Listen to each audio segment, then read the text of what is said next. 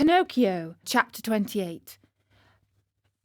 During that wild chase, Pinocchio lived through a terrible moment when he almost gave himself up as lost.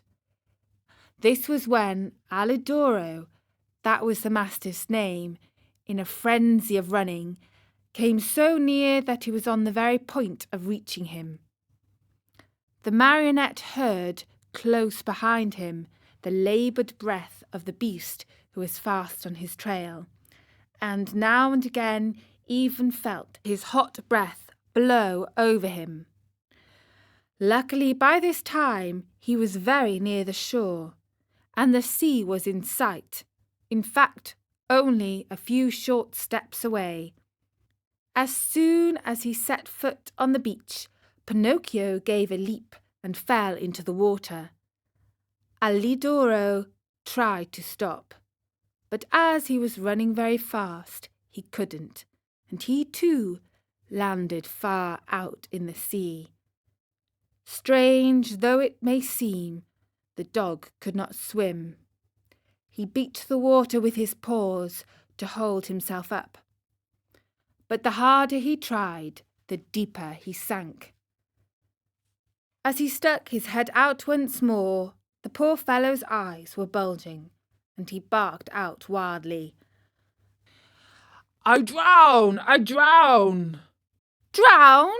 answered Pinocchio from afar, happy at his escape. "Help, Pinocchio! Dear little Pinocchio! Save me from death!" At those cries of suffering, the marionette, who, after all, had a very kind heart, was moved to compassion.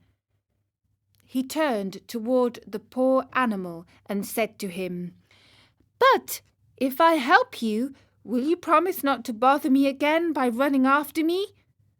"I promise, I promise. Only hurry, for if you wait another second, I'll be dead and gone." Pinocchio hesitated still another minute. Then, remembering how his father had often told him that a kind deed is never lost, he swam to Alidoro and, catching hold of his tail, dragged him to the shore. The poor dog was so weak that he could not stand. He had swallowed so much salt water that he was swollen like a balloon. However, Pinocchio, not wishing to trust him too much, threw himself once again into the sea. As he swam away, he called out, "Goodbye, Alidoro! Good luck! And remember me to the family." "Goodbye, little Pinocchio!" answered the dog. "Having saved me from death, you did me a good turn.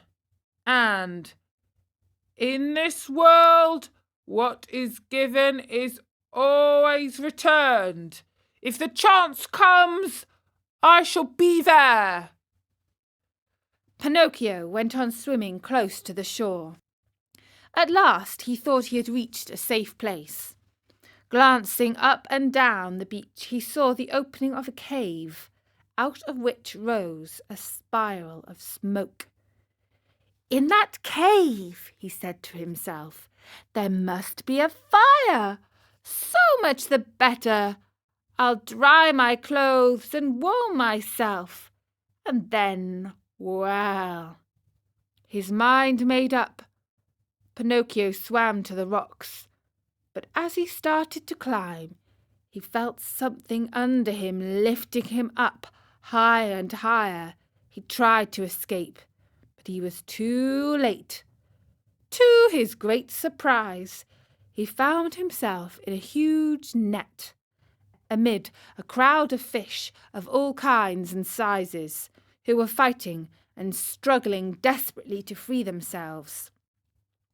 At the same time, he saw a fisherman come out of the cave, a fisherman so ugly that Pinocchio thought he was a sea monster.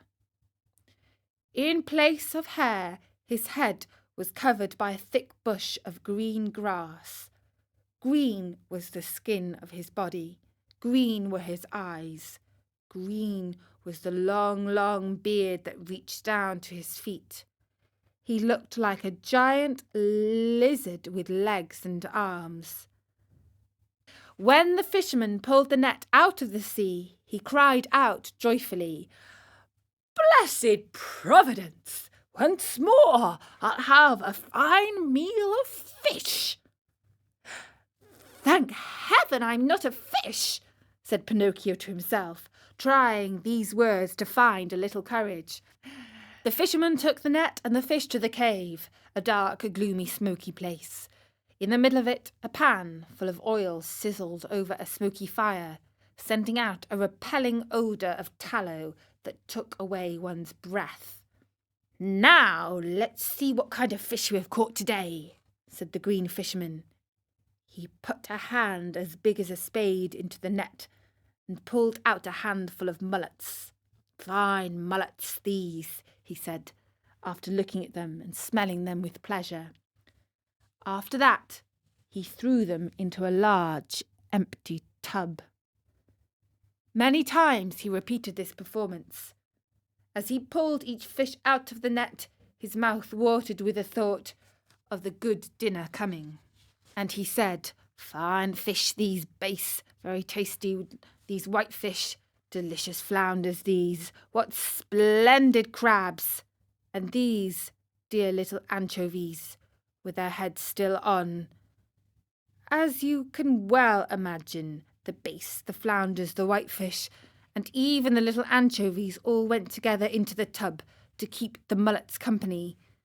The last to come out of the net was Pinocchio. As soon as the fisherman pulled him out, his green eyes opened wide with surprise, and he cried out in fear, "What kind of fish is this? I don't remember ever eating anything like it."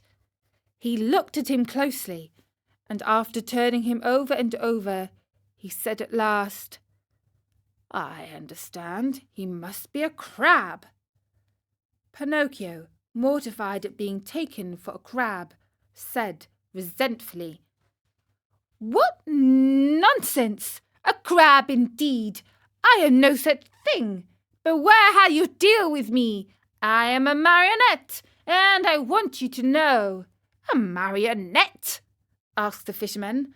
"I must admit that a marionette fish is for me an entirely new kind of fish. So much the better. I'll eat you with greater relish." "Eat me? But can't you understand that I'm not a fish? Can't you hear that I speak and think as you do?" "It's true," answered the fisherman, "but since I see that you are a fish, well able to talk and think as I do, I'll treat you with all due respect." "And that is?" "That, as a sign of my particular esteem, I'll leave to you the choice of the manner in which you are to be cooked. Do you wish to be fried in a pan, or do you prefer to be cooked with tomato sauce?" "To tell you the truth," answered Pinocchio, "if I must choose, I should much rather go free so I may return home." "Are you fooling? Do you think that I want to lose the opportunity to taste a rare fish? A marionette fish does not come very often to these seas. Leave it to me. I'll fry you in the pan with the others. I know you'll like it. It's always a comfort to find oneself in good company." The unlucky marionette, hearing this, began to cry and wail and beg. With tears streaming down his cheeks, he said, "How much better it would have been for me to go to school. I did listen to my playmates, and now I'm paying for it. Oh!" And as he struggled and squirmed like an eel to escape from him, the green fisherman took a stout cord and tied him hand and foot, and threw him into the bottom of the tub with the others. Then he pulled a wooden bowl full of flour out of a cupboard and started to roll the fish into it, one by one. When they were white with it, he threw them into the pan. The first to dance in the hot oil were the mullets. The Base followed. Then the whitefish, the flounders, and the anchovies. Pinocchio's turn came last.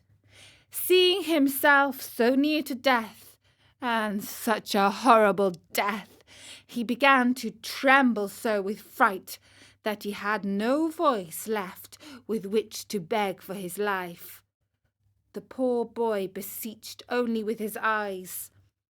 But the green fisherman, not even noticing that it was he, turned him over and over in the flour until he looked like a marionette made of chalk. Then he took him by the head and... That was chapter 28 of Pinocchio. Poor Pinocchio can't possibly be fried like fish. He's too good a puppet for that, surely. Let's see in the next chapter of Pinocchio. Pinocchio, chapter 29. Pinocchio was on the point of being fried. Can he get away from the green fisherman?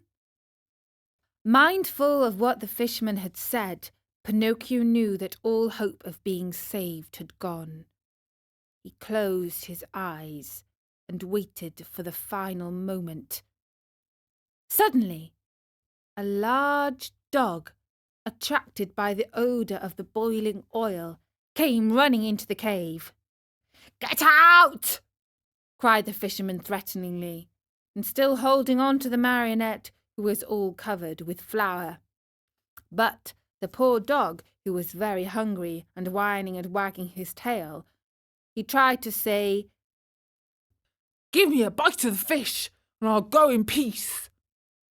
"Get out, I say!" repeated the fisherman, and he drew back his foot to give the dog a kick. Then the dog, who being really hungry would take no refusal, turned in a rage toward the fisherman and bared his terrible fangs. And at that moment a pitiful little voice was heard saying, "Save me, Alidoro! If you don't, I'll fry!" The dog immediately recognized Pinocchio's voice. Great was his surprise to find that the voice came from the little flour-covered bundle that the fisherman held in his hand. Then what did he do? With one great leap he grasped that bundle in his mouth and, holding it lightly between his teeth, ran through the door and disappeared like a flash. The fisherman, angry at seeing his meal snatched from under his nose, ran after the dog, but a bad fit of coughing made him stop and turn back. Meanwhile, Alidoro, soon as he had found the road with which to lead to the village, stopped and dropped Pinocchio softly to the ground. "How much I do thank you," said the marionette. "It is not necessary," answered the dog. "You saved me once, and what is given is always returned. We are in this world to help one another." "But how did you get in that cave?" "I was lying here on the sand, more dead than alive, when an appetizing odour of fried fish came to me. That odour tickled my hunger, and I followed it. Oh, if I had come a moment later!" "Don't speak about it," wailed Pinocchio, still trembling with fright. "Don't say a word. If you had come a moment later, I would be fried, eaten, and digested by this time. Brrr! I shiver at the mere thought of it." Alidoro laughingly held out his paw to the marionette, who shook it heartily, feeling that now he and the dog were good friends. Then they bid each other good-bye, and the dog went home. Pinocchio, left alone, walked towards a little hut nearby, where an old man sat at the door sunning himself, and asked, "Tell me, good man, have you heard anything of a poor boy with a wounded head whose name was Eugene?" "The boy was brought to this hut, and now—" "Now he is dead?" Pinocchio interrupted sorrowfully. "No, He is now alive, and he has already returned home." "Really?" cried the marionette, jumping around with joy. "Then the wound was not serious." "But it might have been, and even mortal," answered the old man, "for a heavy book was thrown at his head." "And who threw it?" "A schoolmate of his, a certain Pinocchio." "And who is Pinocchio?" asked the marionette, feigning ignorance. "They say he is a mischief maker, a tramp, a street urchin." "Calumnies! All calumnies!" "Do you know this Pinocchio?" "By sight," answered the marionette. "And what do you think of him?" "I think he's a very good boy, fond of study, obedient, kind to his father and to his whole family." As he was telling all these enormous lies about himself, Pinocchio touched his nose and found it twice as long as it should be. Scared out of his wits, he cried out, "Don't listen to me, good man! All these wonderful things I have said are not true at all. I know Pinocchio well, and he is indeed a very wicked fellow, lazy and disobedient, who, instead of going to school, runs away with his playmates to have a good time." At this speech, his nose returned to its natural size. "Why are you so pale?" the old man asked suddenly. "Let me tell you. Without knowing it, I rubbed myself against a newly painted wall." He lied, ashamed to say that he had been made ready for the frying pan. "What have you done with your coat and your hat and your breeches?" "I met thieves, and they robbed me. Tell me, my good man, have you not perhaps a little suit to give me so that I may go home?" "My boy, as for clothes, I have only a bag in which I keep hops. If you want it, take it. There it is." Pinocchio did not wait for him to repeat his words. He took the bag, which happened to be empty, and after cutting a big hole at the top and two at the sides, he slipped into it as if it were a shirt. Lightly clad as he was, he started out toward the village.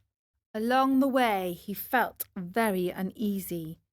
In fact, he was so unhappy that he went along, taking 2 steps forward and 1 step back.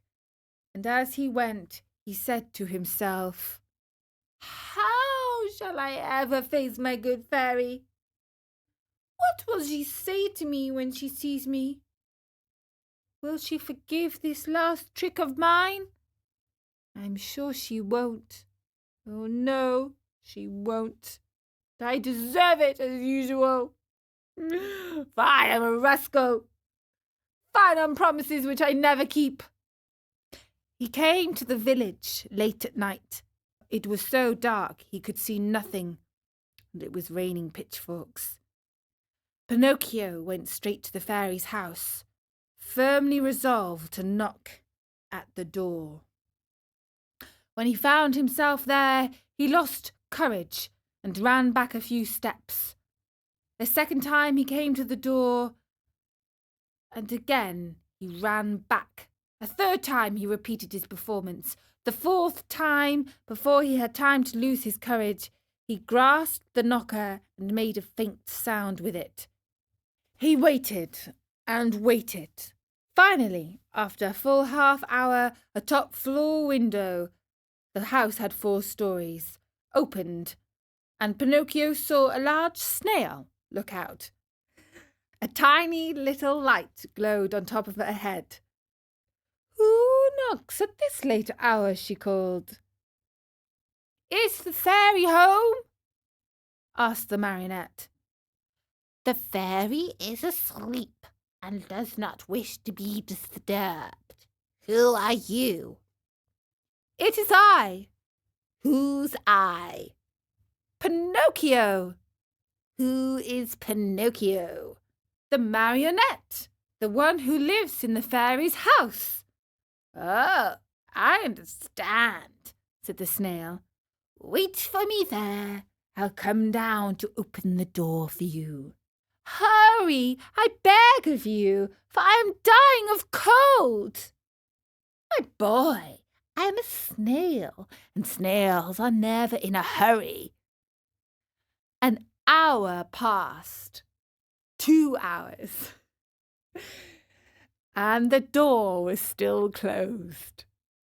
Pinocchio, who was trembling with fear and shivering from the cold rain on his back, knocked a second time, this time even louder than before. At that second knock, a window on the 3rd floor opened, and the same snail looked out.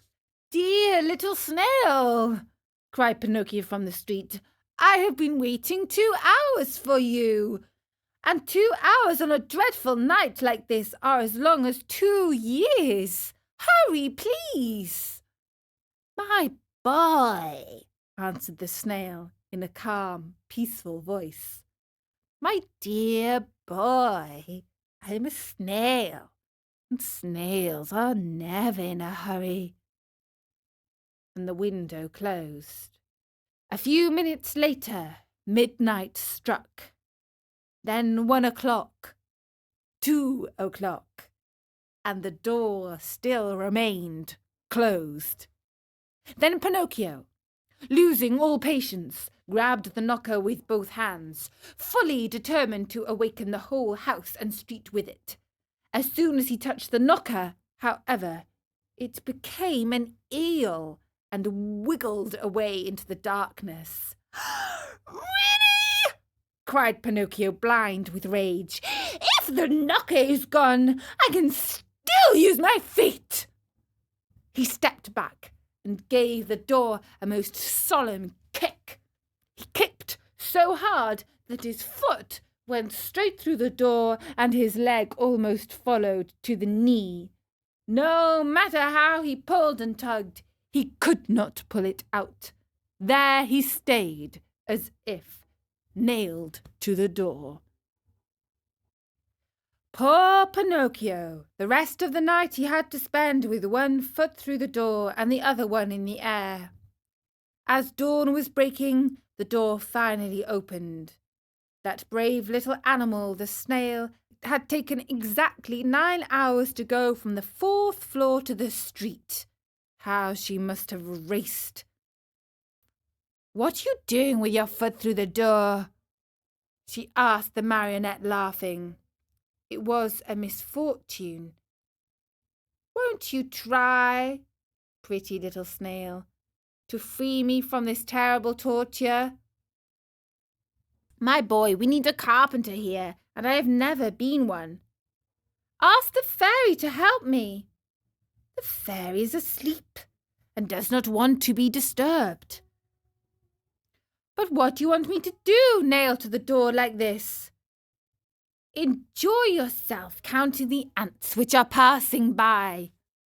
"Bring me something to eat at least, for I'm faint with hunger." "Immediately." In fact, after 3 hours and a half, Pinocchio saw her return with a silver tray on her head. On the tray there was bread, roast chicken, fruit.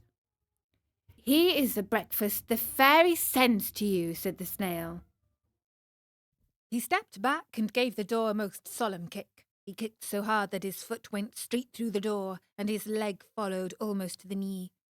No matter how hard he pulled and tugged, he could not pull it out.